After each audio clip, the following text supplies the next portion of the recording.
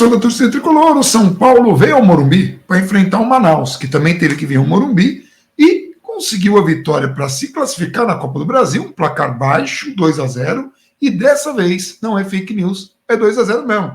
Esse é o vídeo de jogo que o São Paulo venceu por 2-0, porque foi 2-0, na outra partida foi 3, eu falei que foi 2, ficou todo mundo me cornetando, e foi pior ainda, porque na hora que eu fui colocar o título, eu coloquei 2 no título, e a culpa foi só minha mesmo. Na hora de falar, eu não sei porque que eu falei 2-0, e na hora de escrever eu fiquei com isso na cabeça e coloquei 2. E meio que a nossa análise quase não falou do terceiro gol daquela partida, então foi catastrófico, porque foi um jogo mais tranquilo. Esse também foi bem tranquilo, e era para eu fazer ele sozinho, só que como o Gabriel precisou do meu celular para rotear e eu tinha que buscar ele, beleza, eu vou virar da manhã trabalhar. Estamos gravando 1h esse vídeo. E você já viu um pouco da análise dele lá na live do UOL. Mas, Gabriel, a gente viu um São Paulo um pouco diferente. A gente viu o Rafinha junto com o Reinaldo, coisa que o Rogério falou que seria raro. Então, era um evento raro. Era um adversário mais fraco, permitia isso. A gente viu o Pablo Maia, muita gente cornetou, porque Pablo Maia precisava de um jogador desse, o Manaus não vai vir tanto, mas estava lá o Pablo Maia. A gente teve a entrada do Luan, muito festejada, que corrigiu um possível erro de Rogério Ceni, que tinha chamado o Caleri. O Caleri chegou ali né, e todo mundo entrou em pânico. Não sei se o Rogério percebeu a apreensão do tipo, meu Deus, Caleri, tem certeza, né? E aí a gente também tem um certo jogador 88 aí que tá grande. Precisa melhorar essa parte física. O menino tá grande. No número 88, pô, tá grande, os caras parecem que estão trolando ele. Mas enfim, o que você achou do jogo? O que você viu? O que te agradou? E o que você acha que pode não ter funcionado? Porque o Manaus chegou, não vou dizer assim, pressionou, mas teve mais oportunidades que a gente gostaria. Teve um cruzamento que o Jandrei pegou ali, teve uma boa defesa do Jandrei, coisa que eu não esperava ver, e conseguiu um escanteio ali. Gente, de novo, é óbvio, o time pode conseguir tal, mas teve mais volume do que eu esperava, entendeu? Assim, só isso. Ainda bolas esporádicas, erros do São Paulo, desatenção em bola parada, assim, era bem especulação. O Léo bobeou em uma. Exato, então, bobeira, assim, erros de desatenção, era o esperado, né? Agora que eu percebi que eu tava assim, aparecia, né? Porque eu tô com o microfone na frente, achei que tava pegando daqui para cima, mas tudo bem. Mas assim, em relação ao jogo, a gente volta um pouquinho para a live que a gente fez na terça-feira. Terça-feira? Foi terça mesmo, né? Uhum. Ontem, inclusive. A gente traz algumas coisas que eram esperadas para enfrentar um adversário como o Manaus, que o próprio treinador já tinha deixado bem transparente a estratégia de jogo da equipe. Então voltei, né? Então para mim é mais confortável. Como é que é? Não, voltei a ficar no braço cruzado, mas tudo bem. Tá. Mas o braço mesmo não aparece. Tá? Não, mas dá pra perceber que você tá numa pose que é pouco convidativa, mas é confortável. Tá. 1h, acho que a gente pode ser daí, né? Eu tô aqui tomando meu terceiro, minha água com gás, eu fazer exame, não posso nem tomar cerveja. Então assim, a gente volta para a live em que a gente esperava que o São Paulo trouxesse algumas peças mais ofensivas, mais técnicas, de maior poder de frente mesmo. Então, assim, os dois laterais que apoiam um pouco mais, como o Rogério já estava, tinha esse balanço contra o Manaus, não precisa, os dois zagueiros que fazem essa saída de bola, a gente teve o Pablo Maia para dar um pouco de equilíbrio, porque também não é assim, bota todo mundo para frente, esquece o jogo, também não é assim que funciona, precisa ter um pouco de equilíbrio. Então a gente teve um Igor Gomes que vinha numa sequência no time titular. Ontem a gente já especulava que ele não fosse começar jogando, porque você não tinha essa necessidade de ter um jogador mais tático nessa partida, você precisava ter jogadores um pouco mais incisivos, e aí você começa com o Marquinhos, começa com o Nicão, começa com dois laterais que apoiam, dá oportunidade para o Andrés Colorado, libera um pouco mais o Nestor, muda a sua formação. São Paulo não jogou no 4-1-3-2 habitual, São Paulo liberou um pouco mais laterais, liberou os meias para chegar bem mais à frente, liberou... Eu até ia te perguntar, você não achou que o Rafinha apoiou pouco? Ou foi pressão? Não, ele apoia pouco, porque o São Paulo tem colocado muita força do lado esquerdo, e aí a gente teve hoje um Marquinhos bem aberto, mais ou menos na função que ele fez contra o Mirassol. E o Reinaldo por dentro. O Reinaldo vindo por dentro, mas ficando hoje um pouco mais atrás. Hoje ele ocupava uma fase ali mais intermediária, como o Nestor fazendo esse papel de infiltração, e o São Paulo tendo uma boa saída pela esquerda com o Léo. E aí, quando o São Paulo forçava esse jogo pela esquerda, do lado direito a gente tinha o Rafinha fazendo o que o Marquinhos faz do outro lado, ele era o responsável por dar essa amplitude maior para o Nicão jogar por dentro, e aí você tem a movimentação do Éder e você tem a infiltração do Andrés Colorado, que ainda tentava se aproximar por ali para gerar um pouco de jogo, um pouco de aproximação, mas o São Paulo forçava quase sempre pela esquerda, porque eu acho que vai ser uma ideia do Rogério ter esse lado esquerdo mais forte, a alteração no intervalo para colocar o Patrick por ali também, para continuar forçando o jogo pelo lado esquerdo, eu acho que passa muito por isso também, e o gol é o Éder se movimentando lá pela esquerda, recebendo a bola, o São Paulo trabalha, a bola sai do Éder, o Éder sai, na hora que ele solta a bola, ele sai, vem ocupar a posição dele, que era de centroavante, mas bastante móvel, não é um centroavante tanto quanto o Caleri, e termina concluindo a jogada num apoio do Rafinha, que foi um dos poucos jogadores que percebeu que compensava finalizar de fora da área, né? O gramado molhado, o goleiro bastante inseguro. Cara, então... o goleiro, ele já tinha bobeado no primeiro cruzamento, teve mais 2 cruzamentos, um deles que estava muito óbvio que ele ia soltar, e ele soltou mesmo. Então, teve um lance do Jandrei, só para não esquecer, que eu achei... eu não gosto, tá? Não gosto quando o Volpe faz também, e é uma característica de, sabe, driblar desnecessariamente. Eu acho que o goleiro tem pouco ganho numa jogada dessa. Uma outra vez, quando há necessidade, ok, o Rogério fazer isso também. Tem um jogo do Palmeiras emblemático, que ele vai driblar o cara na lateral esquerda e ainda toma falta. Sim. E é um drible mais... Contra o Palmeiras. E eu particularmente não gosto, mesmo sendo o Rogério, goleiro, quando era o Volpe também não gostava. Quando há o exagero, o Volpe exagerou, e principalmente quando ele já estava marcado. Aí, pior ainda, porque o cara já está marcado. Você perde um desses, toma o gol, cara... O que você vai falar? É que nem dar paradinha no pênalti. Você perde, mas o Jandrei deu uma abusadinha ali. Mas fez uma grande defesa e joga muito bem com os pés, né? É muito diferente jogar com o Jandrei e jogar com o Volpe. Hoje ele não foi tão exigido, né? Não foi, mas você percebe que ele já fica mais adiantado, já é uma característica dele. Já você tinha 2 zagueiros que sabiam construir bem o jogo, foi muito, muito bem, Diego e Léo. O Léo tem essa percepção, essa qualidade para dar esse passe mais difícil, esse passe mais vertical, ou o passe que o Rogério já cobrou em mais de uma coletiva, o passe que não precisa passar. O Reinaldo estava um pouco mais recuado em relação ao Marquinhos. Tem espaço? Tenta jogar direto no Marquinhos, não precisa passar do Reinaldo para o Marquinhos, você vai ficar trancado ali. Então, quando essa bola vai direto para o Marquinhos tem espaço, o São Paulo ganha alguns segundos para conseguir trabalhar. Fica mais objetivo também, né? Porque assim, senão fica uma coisa muito burocrática e até previsível, né? Você sabe que o cara vai passar a bola ali, você consegue fechar melhor, você tem... Dentro do que o São Paulo pensa de jogo, hoje a gente teve um equilíbrio, teve um time mais ofensivo, mas com um equilíbrio, não era maluquice, nada, né?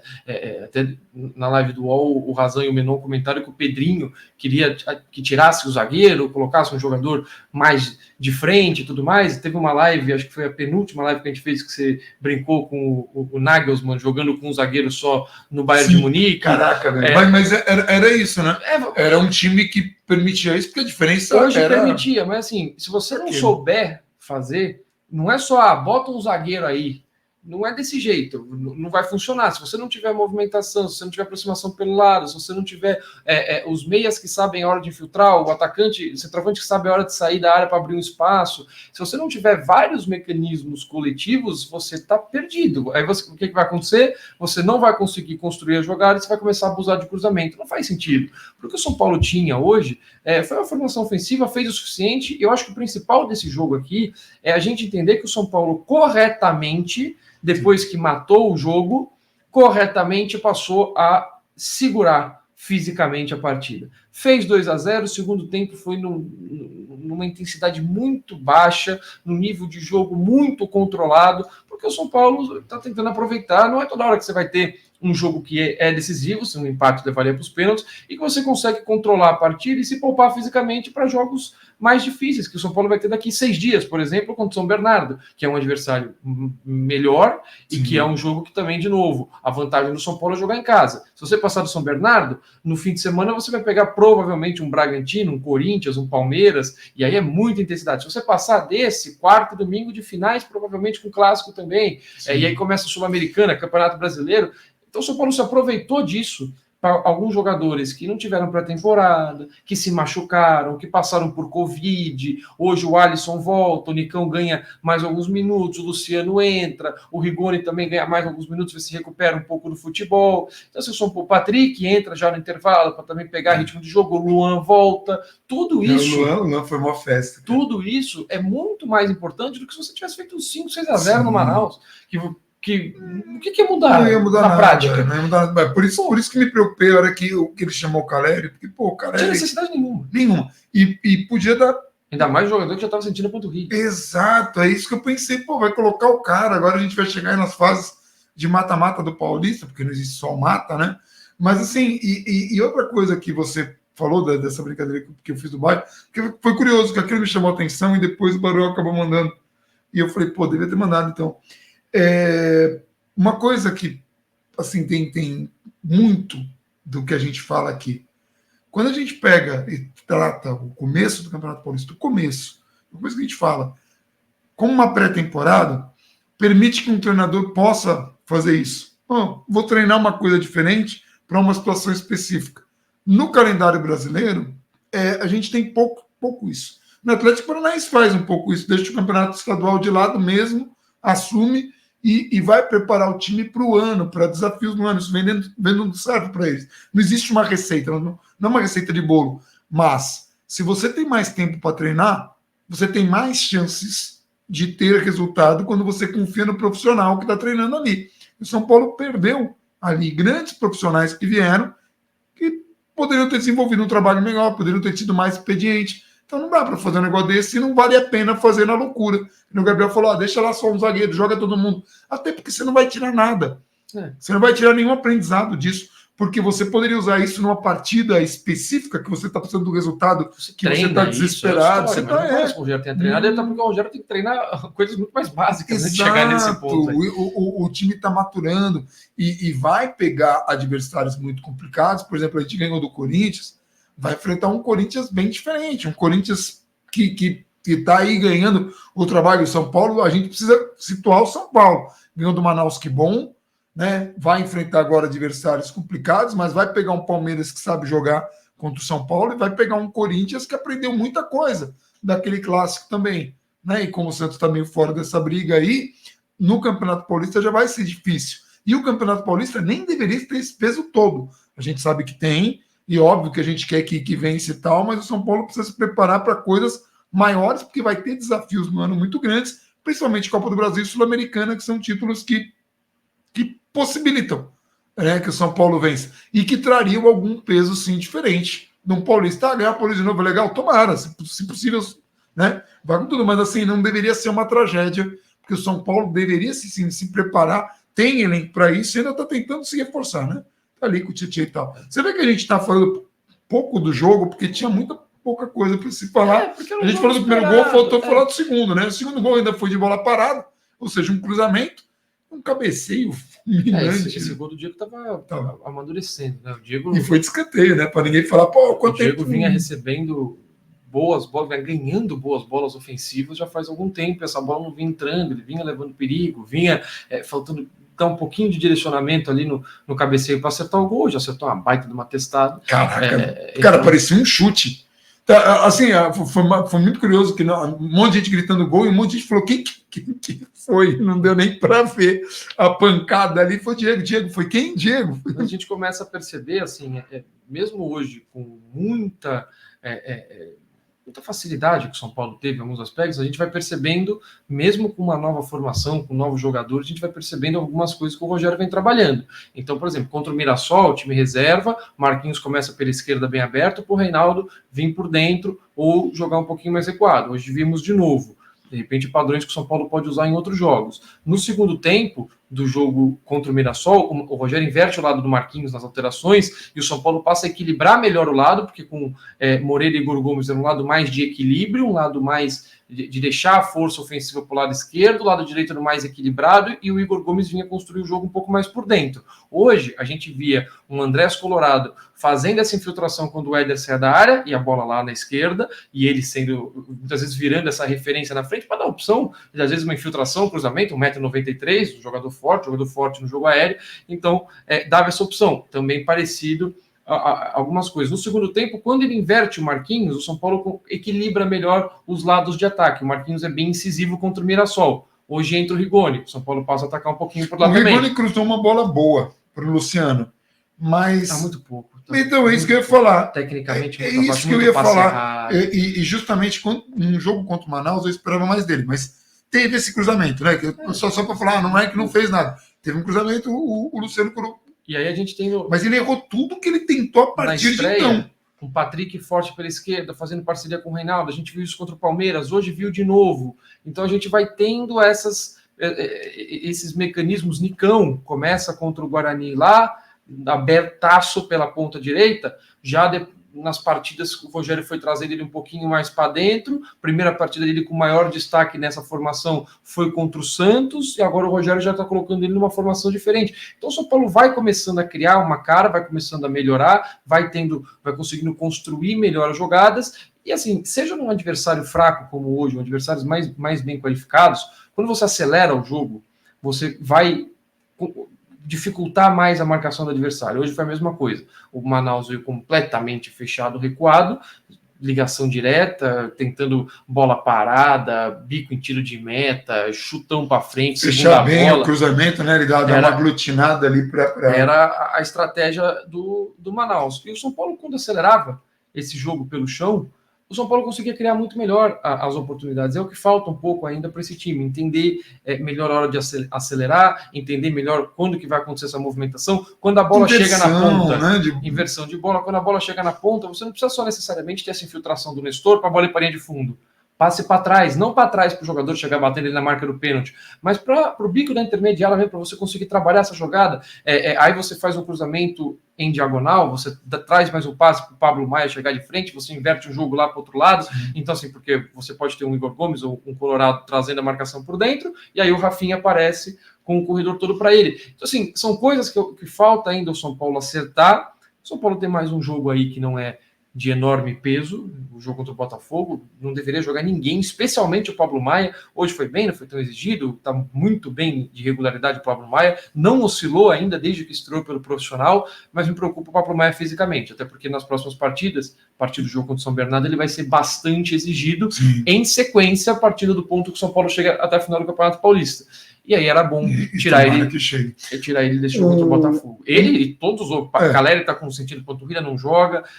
Eu daria oportunidades para outros jogadores. Rigoni, ver se recupera o melhor futebol. O Luciano, que também está entrando mal. O Rigoni e o Luciano mereciam oportunidade, sei lá, de se aguentarem o jogo inteiro. O Rigoni eu sei que aguenta. Uma coisa assim, um jogador que sente falta, está machucado, e nem sei se vai ter muita oportunidade, mas que tem como característica inverter muito o jogo é o Gabriel. O Gabriel Neves. O Rogério não estava utilizando. Aí quando for utilizado, aí o cara machucou, e é uma pena, porque é um jogador que tem essa característica. E não tem muita gente que tem essa característica, além dele marcar. Ele enxerga muito, ele vai muito para o outro lado. Ele já tem isso meio que para ele. Ele já, antes dele receber a bola, ele já olhou o outro lado, ele já busca esse jogador, porque é normal, você tá atacando todo de um lado, o São Paulo cria um bloco, às vezes, no setor esquerdo, o adversário vai tentar se fechar mais pela esquerda, você vai acumular mais jogadores lá, você vai concentrar sua força lá, o adversário vai tentar te barrar por isso. Se você conseguir inverter essa bola rápida, a tendência é você pegar um companheiro com menos marcação do outro lado. Hoje, ali perto dos 20 minutos de primeiro tempo, teve algumas vezes em que o São Paulo estava jogando para o lado direito do ataque e o lado esquerdo estava livre, estava todo mundo lá, a gente fazendo, a gente faz, mas o jogador lá não está vendo, não. Às vezes tem uns caras que gritam, tinha ali entre o nosso grupo um cara que tinha uma estratégia para xingar muito boa, eu acho muito bom, porque o estádio inteiro xinga lá o árbitro, e aí o estádio para de xingar, é o momento que ele xinga. Então quando você que assistiu na televisão, escutou um xingamento aleatório, livre, solto, foi ali da nossa turma ali, um cara específico, que obviamente eu não vou denunciar nomes ali, mas eu achei muito inteligente da parte dele, porque o árbitro mereceu xingamentos. A gente sempre deixa isso para o final, mas merece aqui o registro. É impressionante como um árbitro, assim, o Manaus conseguia, né? O time do Manaus conseguia qualquer encostada falta. Teve um gol anulado do São Paulo que eu não revi o lance. Nem eu, mas nem preciso. Eu não revi, mas parece aquela coisa de bola na pequena área do goleiro, não pode relar. É o mito lá da década de 70, 80. Eu cresci escutando isso como se fosse verdade. Mas teve muito jogador que encostava, caía. No segundo tempo, teve algumas faltas mais contundentes que ele não marcava pelo critério que ele tinha dado no primeiro tempo. Então, assim, não tinha critério. O critério não tem critério. O jogador caiu. Pum! Pois é, cara. Então, assim, é um negócio meio Daniel Nobre Bins, o nome é muito ruim. É muito ruim. É muito ruim e é deprimente. E aí, de novo, a gente fala coisas assim, coisas que eu falei hoje no vídeo que não são tanto do jogo. No futebol sul-americano, a gente não tem tempo para preparar times, já tem uma diferença grande para a Europa. Não é que na Europa a arbitragem é excelente, mas o jogo corre mais, você tem mais treinamento. Aí quando você vai enfrentar um time europeu, pô, os caras estão jogando de esporte, é tipo NBA com um basquete que não é NBA. Há uma diferença muito gritante aí. Espero que não tenha dado um exemplo terrível. E daí tem um basquete melhor que NBA em algum lugar. Eu também acho. Eu falei meio. Mas assim, a diferença é muito grande, gritante. Então você fica com aquela sensação que você está enfrentando um super time. Né? Aí os caras querem mudar o sistema de mundial, aí imagina, vai ficar terrível. Então, se a gente não brigar para que mudanças aqui aconteçam, nessa estrutura, nesse entendimento, de repente trazer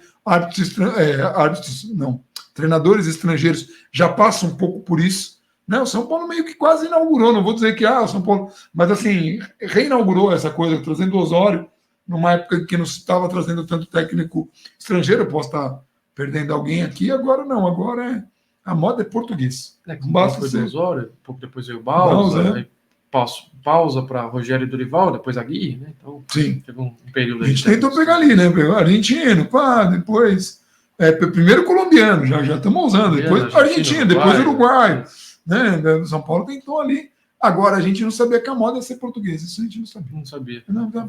Faltou esse passo. Mas eu acho que o principal destaque do São Paulo é justamente a inteligência no jogo. Teve esses aspectos positivos que a gente trouxe aqui contra um adversário fraco que. Tem algum destaque individual? Eu gostei muito do Diego, cara.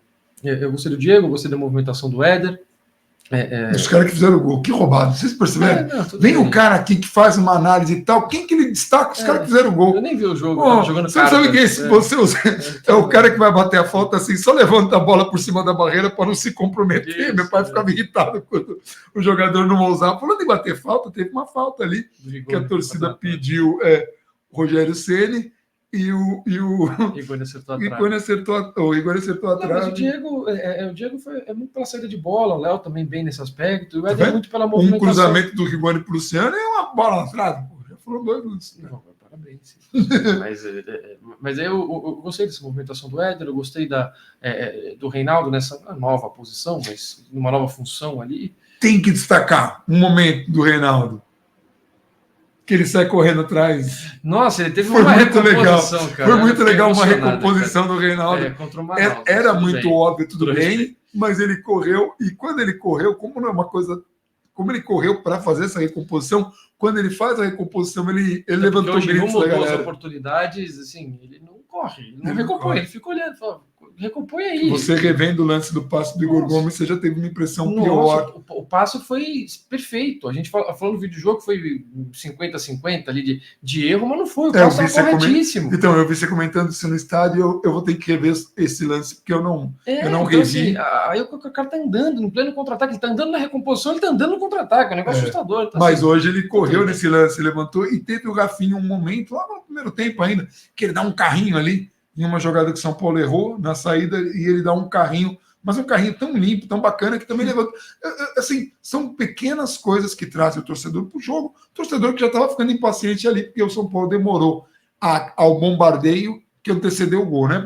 O São Paulo teve um bombardeio ali, 4, 5 chutes de novo. Mas o São Paulo em nenhum momento também, não, nossa, vamos começar numa intensidade absurda. O São Paulo foi. Mas teve um bombardeio que antecedeu o gol. Tem, mas que não foi assim, não. Foi um lance que foram 4, 5 chutes que bate no zagueiro, bate atrás, bate atrás. Nossa, né? Assim, mas eu acho que teve algumas ideias positivas que o São Paulo pode desenvolver ao longo do ano e fez correto em segurar fisicamente o time, algumas peças, dar alguns minutos para alguns jogadores que estão voltando. E é sorteio, né? Próxima fase? Próxima fase é sorteio, salvo engano, com os times da Libertadores. Na terceira fase, o São Paulo deve entrar no pote dos times da Libertadores, que são 16 de um lado, 16 do outro. Então, o São Paulo pega, em teoria, adversários tecnicamente menos poderosos. Certo? Menos poderosos, não, né? Se vai para o grupo da Libertadores... Pega adversários mesmo. Ou seja, o São Paulo não pode pegar Flamengo, Palmeiras, tudo bem. Red Bull... Mas é que, só deixando claro, mas mais poderoso do que a gente está pegando agora, obviamente, está subindo de fase, né? Sim, não, eu tô falando. O São Paulo pegar todo mundo menos entende poderosos do que o pote que ele está. O chefão final vai ficar para o final, mas já vai ficando mais dificinho. Eu estou precisando uma fase lá com o Necos no Sonic Mania, que Deus me livre. Com o Mozão Gigante, estou morrendo que na desgraça. É isso? É isso. Então, a gente vai ficando por aqui. Um abração para todo mundo e vamos São Paulo.